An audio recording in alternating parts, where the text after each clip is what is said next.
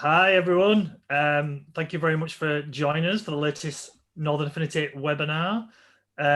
Today we have Fliss and Gemma with us, who are talking about preparing for a rebrand, if I could say it right. I know there'll be a few people joining, so in the next minute or so. So what we're saying to everyone is, if you've got any questions or comments, put them into the chat box, put them into the Q&A. But if you could then then Fliss and Gemma will kind of tackle them all at the end once I've done the presentation section. So yeah, I'll hand you over to the people you've come to listen to. So I'll hand you over to Fliss and Gemma to talk about how to prepare for a rebrand. Thanks, Mike. Hi everyone. Today we're going to talk about how to prepare for a rebrand because we basically wanted to put this together because there's quite a lot of different information out there, and it can be confusing to know where to start, what you need, how to tackle it, the people to speak to in regards to it. So Gemma and I got our heads together and have pulled this webinar together. So Gemma, do you want to introduce yourself? Sure. Hi, I'm Gemma. My business is So Contented. We help businesses communicate through written content, and we help businesses to find their brand voice. And I'm Fliss. My business is Honest Folk, and it's a brand studio. So we work with businesses on using the brand as a tool to really enhance their business messaging and reach the right customers. And I work with people like Gemma on the initial brand strategy piece. So that's your brand story, your vision, mission, values, your tone of voice, your messaging, and then through to creating the visuals, photography, so working with photographers and all sorts of people like that. Okay, so, let's dive in. Yes, let's start. So, how to prepare for a rebrand. Oh. Sorry, technical problems. So what is a rebrand? There's lots of different conflicting views on what's a rebrand out there. It's definitely for an existing business with an existing identity. If you don't already have a presence, then you need to start from scratch in working out who you are.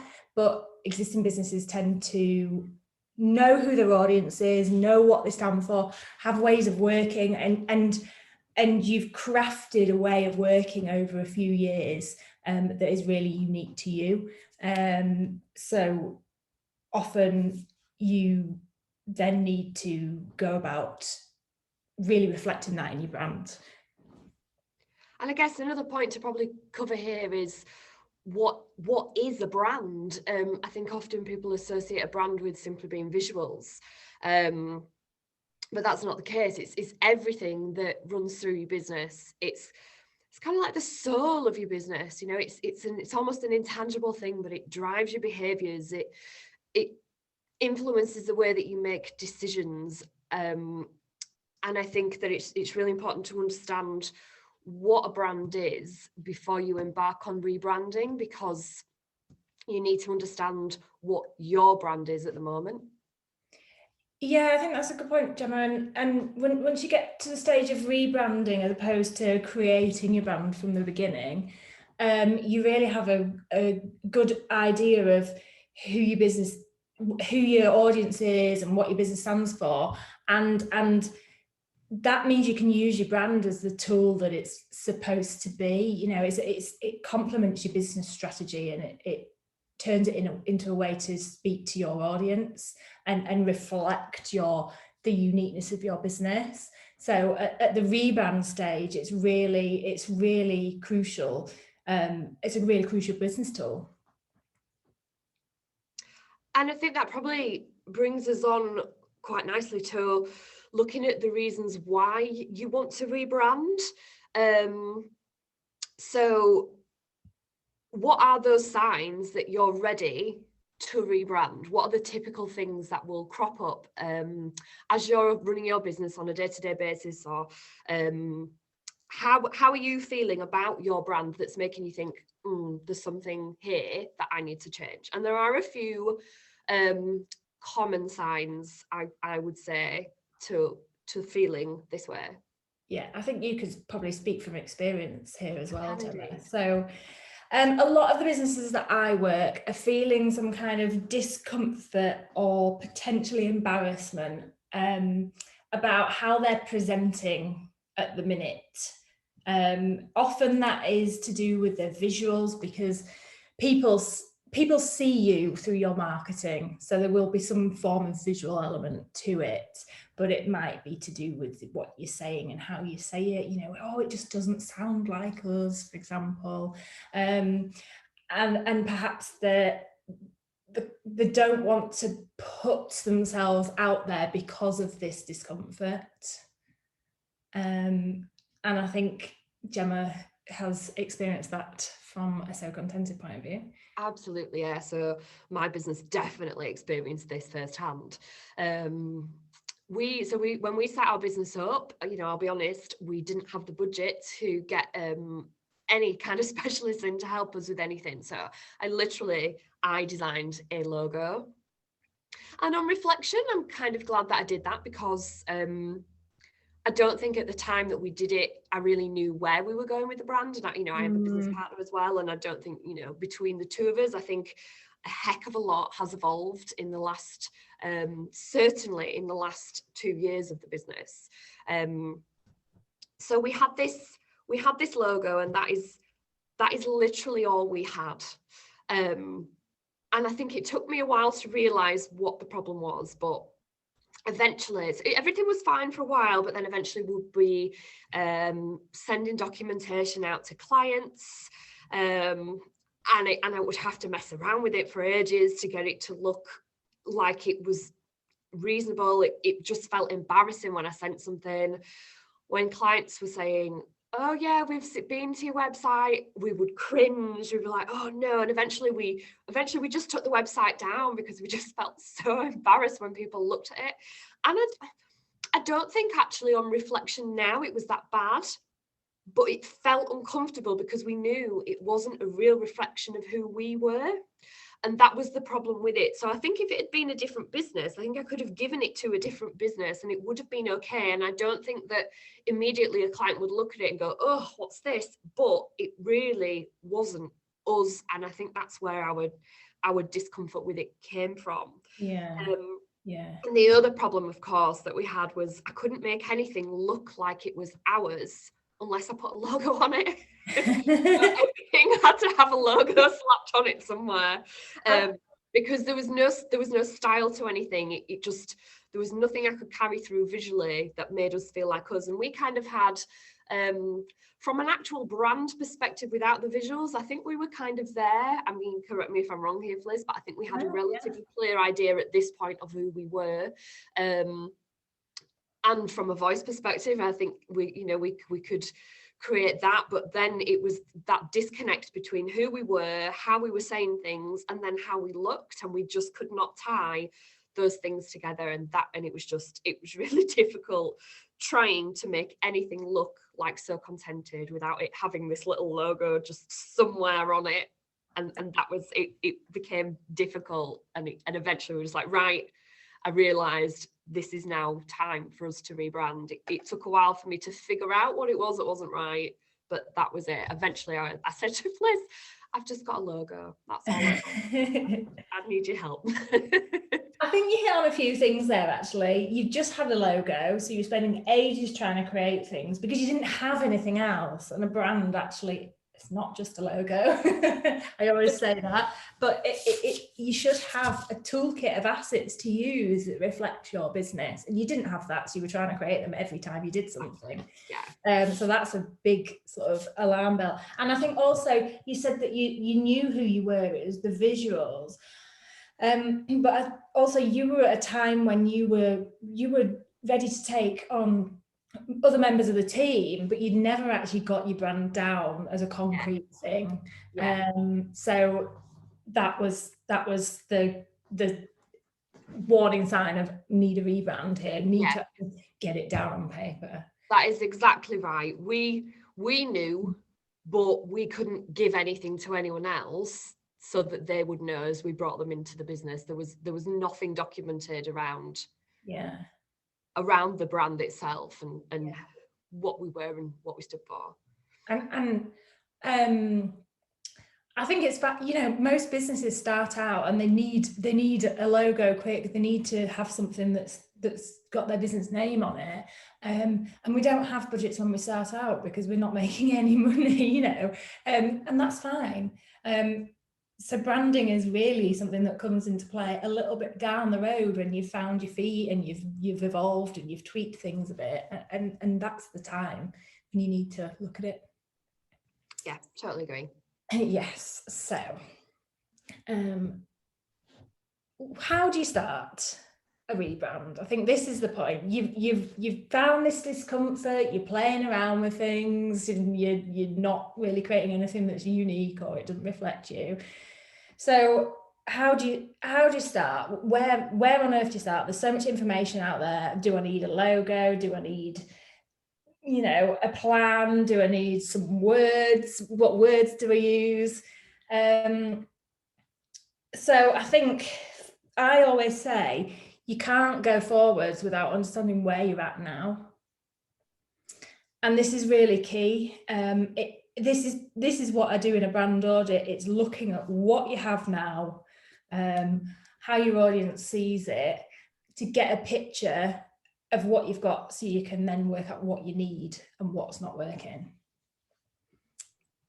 Yeah, and it's about how, it's not just how your audience sees you as well, it's how your internal teams see you. I mean, this is kind of coming back to the point that Fliss was saying earlier. You know, my business when I was ready to hire, and we didn't have initially that brand strategy outlined that somebody else could come in and look at and have that clarity of, oh yeah, I know exactly who you are and where you're going now and who you're for. So without that, your internal teams will have made their own interpretations of your brand. Yeah. And it's really important to know, because, you know, a rebrand can be a cultural shift as well. So it's really important to know how those internal teams are seeing that brand from that perspective, so that that's part of your journey as well. It's not just how are we going to change our audience perspective of us, but how do we change this from inside out, because that's where the real change happens. And when that change internally happens, the rest of it will come. Yeah, if everyone in the business is aligned and on the same page and all reaching for the same goals, then you're going to reach those goals because everybody's aiming for them in the right way. So your brand strategy, for example, sets that out. But if you've not got that, and I think the starting point is actually ask your team what they think of the business, who your audience is, what we do. So that's a really good place to start. And then I think we've got here your business strategy. Go back to your business strategy. Quite a lot of businesses I work with have just changed or evolved their business strategy. They've re-looked at it for the next 5 years and they've gone, okay, so to reach those goals, we really need to be noticed for what we do. So if you've gone back to your business strategy, or if you've not gone back to your business strategy, I think that's a really good place to start. Yeah, I agree. I mean, your brand fits with your business strategy. Yeah. Brand isn't part of marketing. Marketing is not the top thing and then brand comes underneath it. Your brand is here. Your brand is part of that business strategy. And then you figure out how you're going to market your business in a way that reflects your brand and helps you achieve what you want to achieve in your business. Yeah, definitely. Your business strategy is the logical side. Your brand strategy is the creative, emotional side. So that's, you reach your audience through your emotions. So the two go hand in hand.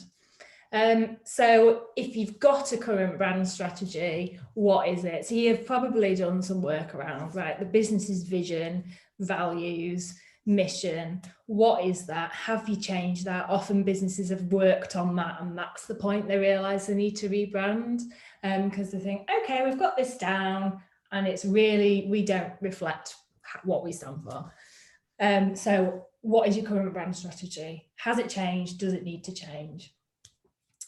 And then this is where in a brand strategy, I work really closely with the So Contented ladies, because brand voice and key messages is a really key part of it. It is. It's, and we've all heard, it's not what you say, it's how you say it. And to go back to something that Fliss sort of alluded to earlier, I hear this a lot where people will say to me, oh, I mean, what we're saying, it's accurate. It's factually accurate. It is correct, but it's not right. It doesn't feel right. It doesn't sound like us, and we can't figure out why. And that's a brand voice issue. That's because you've said something in a way that doesn't really reflect who you are. And a great example that I would use is when you think about the word passionate. Synonyms for passionate would be anger. Being angry, that you can be described as being passionate if you're saying something in an angry way, or zeal or zest, and all those, or obsession, and all these words, if you look them up in a thesaurus, they will all be part of passionate, but they all give you a slightly different feeling when you read them. And that is part of what you do when you develop in your brand voice. You're understanding how you want to get your message across, which of course then brings us on to what that message is. So your key messages are those things in your business that are repeatable, that are the very core of what you were trying to say to your audience every time you say something. And it's not that you will repeat the same thing in the same way, but it's so that you say something frequently enough in your content that other people then looking outside in, they'll know you for that thing. So when they say, oh, you know, what about, I don't know, IKEA, and straight away you will say IKEA, okay, well it's flat packed, because that means they can then pass cost savings on to me. It's really convenient to go and buy the stuff because I can fit it in the car because it's already flat packed. And you know, their strapline comes to mind immediately, IKEA, the wonderful everyday. And it's a very memorable, they have those key messages that make it quite simple for you to understand who they are and who they're for. It's furniture that doesn't have to cost the earth because you're putting it together yourself, but you can still enjoy a nice, clean, simple, elegant style of furniture. So I think they're a great example of that, of having those repeatable messages over and over again.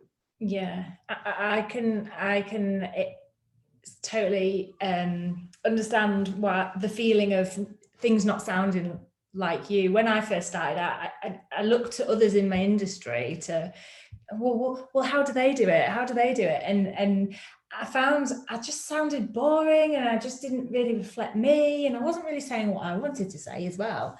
And then we worked through brand voice and some key messages, and I just know how to say things now. I can write things really easily, and I know exactly what I'm talking about, because actually it links to my vision, mission and values as well. It's what I stand for as a business. So it's completely changed things for me, this part. It's a massive part of your brand strategy, because ultimately people might see you, but they need to know what you're saying. So that needs to be really memorable and unique. Yeah, so I touched on that, they might see you. So your visual identity is almost after your voice and messaging. It enhances your messaging. So once you've outlined your brand strategy, you can reflect what you stand for and your key messages through your visuals. And if the two don't align, it's going to be a disconnect for your audience. And of course, it's probably worth at this point looking at your visual identity. Do we have consistency in it? Because if you're changing it every couple of months because you get bored, your audience aren't going to remember you, because it's going to look different every time they see you. So for example, if Gemma puts something out at the minute, you go, oh, it's So Contented, because you know their style, and it's really, really clear. You can spot Nike off a mile off, because they've got the fonts, they've got the imagery style, they've got that really strong, powerful tone of voice. And you just know who they are every time. They don't need to put their logo on it. Yeah, Marks and Spencer's are another, as an example of that. Marks and Spencer's food. You could watch one of their adverts on mute, couldn't you? And you would know from the style of the video and that it was M&S food quite easily. That very like slow motion pouring of sauces over things. It's really easily recognizable. Yeah, and I think what's good there is they've, you know, the music they use, everybody, whenever you hear that song now, you think it's M&S. And so that's really clever. And although it's not a visual, it's part of your visual identity. So what sounds do you use? Think of Apple. When you turn on a Mac, it makes the sound. That's an Apple sound, and it's part of their identity. Yeah, which of course then photography comes into as well, and that photography style. Some businesses will have the budget to create all of their own photography every time. So everything that goes out will be their own unique photography, but some don't, and you'll have to use stock images. And that's okay if you've got style. You know, that's what I do in my business. Not everything I do is original photography, but I understand if I want to put a picture of a sandwich out there.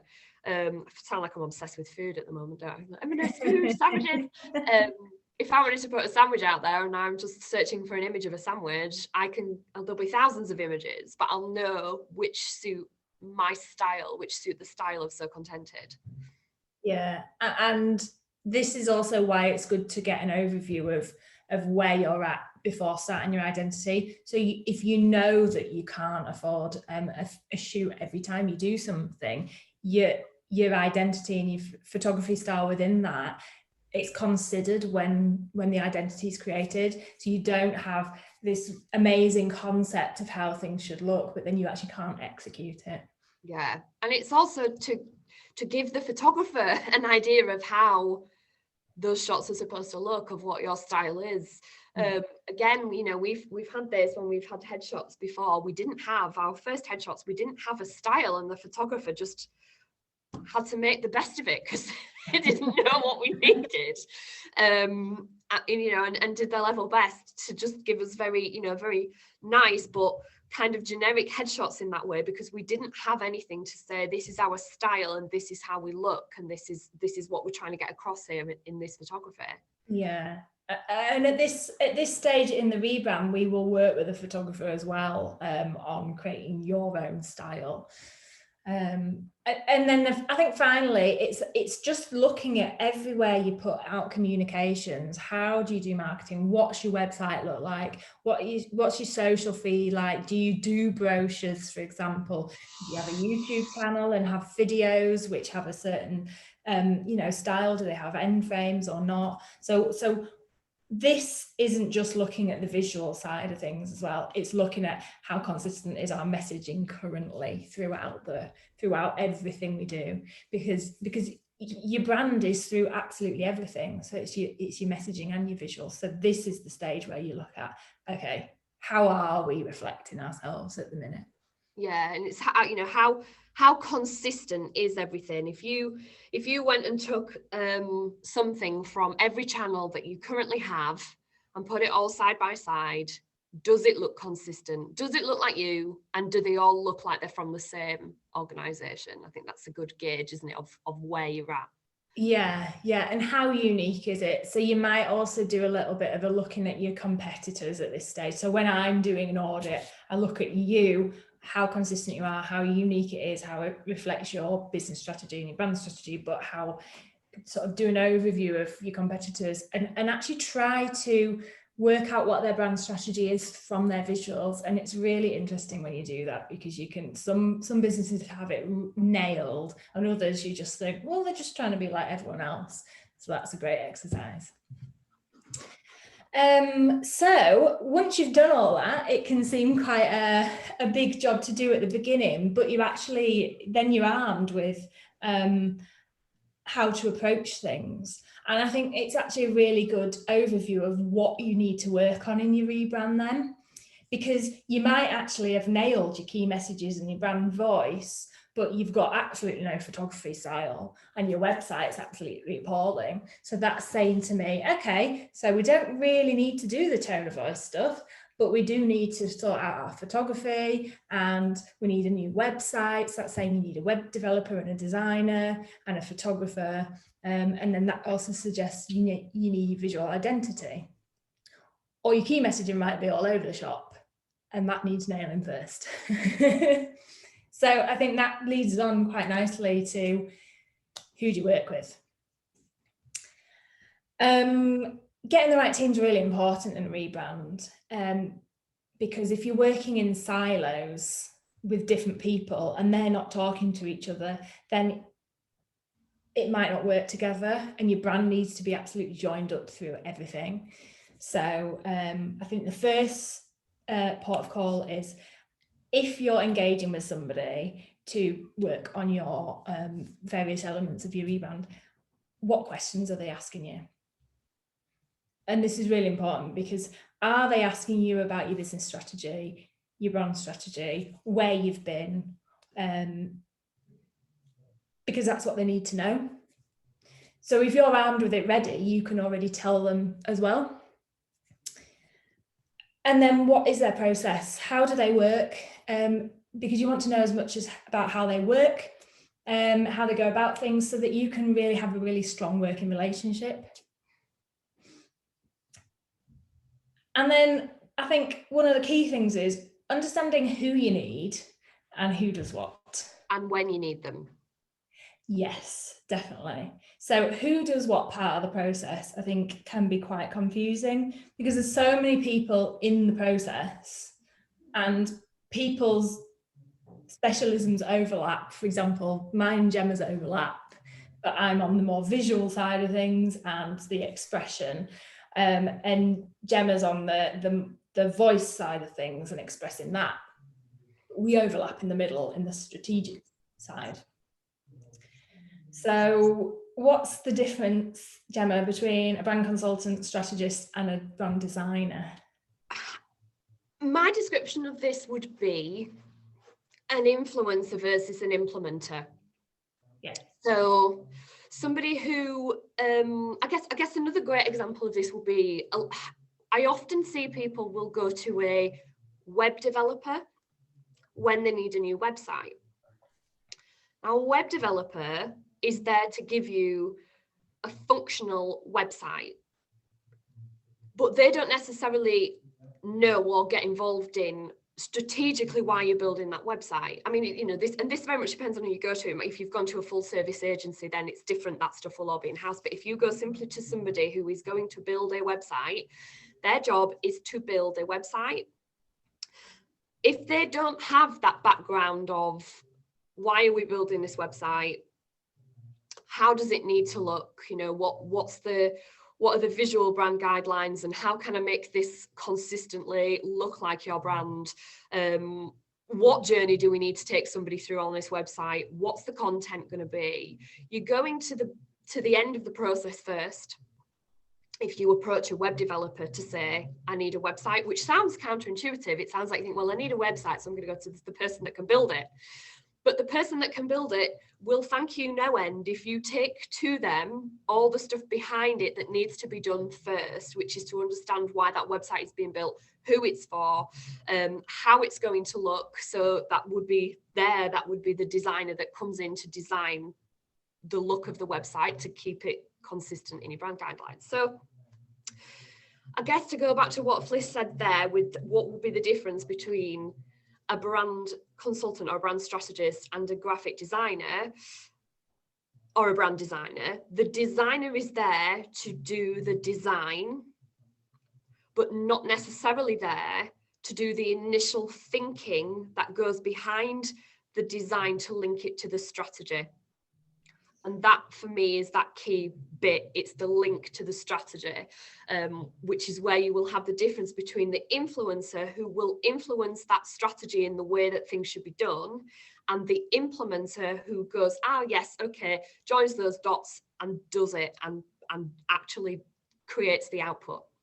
Yeah, I think there's a bit of a grey area. It's really clearly defined when you get to the web development stage, but there's a bit of a grey area, and it's really confusing when it comes to brand consultant, brand designer, because I mean, I started life as a brand designer, and that's how I got into what I do now. But I didn't really understand the more business strategy side of things. And I'm not a business strategist, I'm a brand strategist. But from moving from a brand designer who thinks about it in a creative way and understands the messaging and how to reflect that, so they're doing that creative thinking and understanding, moving from that to brand strategy, which is understanding, right, what is your business strategy and what are your goals? That's quite a different way of thinking. You're using a different side of your brain effectively. So it's just sort of defining what the people you're talking to actually can do and want to do at this very first stage. And of course, you know, working with people that you like is important, people that you get on with, people that you're looking forward to working with, that you think you can be honest with and have a really good back and forth, and that really take the time to understand you and your brand and where you want it to go. Yeah, you want them to be a part of your team, don't you? A part of your business team. So you need to have this relationship with them. And if you're sort of questioning things, you need to be able to have that relationship where they can answer the questions in a really clever way, and also so that they might be able to challenge things that you've come up with. So there's a very much a two-way process for it. So really getting to know them and understanding how they work and who they are, and helping them to understand your business, I think, as well. Yeah. Bring them in. Yes. Which brings us on to setting out your timelines and making sure, you know, for people to understand your business, if you employ a team of specialists to come in and support you on your rebrand, they need to know the key people that are involved, the key people in your business who will influence who you are, what you do, and who you do it for. They need to be involved in this rebrand. Yeah, so understanding your timelines isn't just about when it needs to be done, it's about who you need to speak to as well, at which stage along that timeline within the business. So I'm working on a brand strategy at the minute, and there's a product department, there's a sales department, there's a finance department, and at each stage on the process we've got clear timelines of deliverables and who needs to be involved in that, because decisions we make reflect every area of the business, so we need to be involved, and it's really clear what the outcome's going to be at the end of it, because we've set that out at the beginning. Yeah, and really importantly, you need to be in the right headspace. Yes, definitely. You know, we've said earlier that working with the right people means you're going to be working with people who will challenge you, so you need to be prepared to be challenged. You need to have a real involvement, a real engagement in this process. And other people that are part of it too, other people in your business need to have that same involvement and engagement as well. You need to be really invested. It's not about being overly emotional, because your brand is making business decisions. And I don't know about you, Fliss, but I found a lot of people are very emotionally attached to the brand. Yeah, I think because also it's your baby, isn't it? It's your business, it's your baby. So there's massive emotion in it. And when you're talking about a brand strategy, that's all about emotion and how you influence people's emotions and how you reflect your emotions about what you do. So it's a very emotional thing, and there will be a lot of toing and froing on things to get it absolutely right. So you've got to be engaged with it. You can't expect to give it to somebody and then just give it back done, because it needs to be right for you and your business as well. So definitely, you've got to be ready for change. I think you've got to be prepared to change. It's exciting. It's a really exciting thing to do, and I think it's just holding in your head that you are not necessarily your audience. Yeah, so I think that's why it comes back to the very beginning, the prep work. If you've done that and you understand who your audience is, you can keep going back to that as well at this stage. So whether you're thinking about the right way to go, you can sense check it on the more strategic parts of the brand. Is this right actually for what we set out at the beginning?